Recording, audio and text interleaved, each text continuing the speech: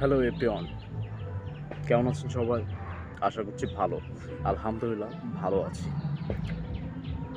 চিন্তা ভাবনা নিয়ে একটু কথা বলতে আসছি। কারণ মানুষ অদ্ভুত। রক্তে মাংসে গড়া, তবে অদ্ভুত। মানুষের ব্যতিক্রম কিছু থাকে, ঠিক আছে? প্রত্যেকটা মানুষের ব্যতিক্রম থাকার কারণও আছে। কারণ প্রত্যেকটা মানুষ তার মস্তিষ্কর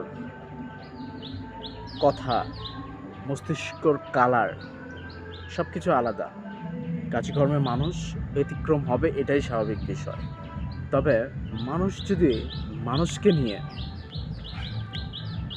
খারাপ কিছু বলে, এখানে হচ্ছে একটু লেগেই যায় মাইন্ডে, ঠিক আছে? সো মানুষকে কোনো কিছু বলার আগে এটা ভাবাটা দরকার, ঠিক আছে?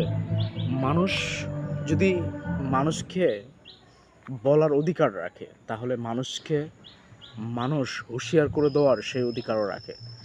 সো এতটুকুই আজকে বললাম আর কি। Thank you.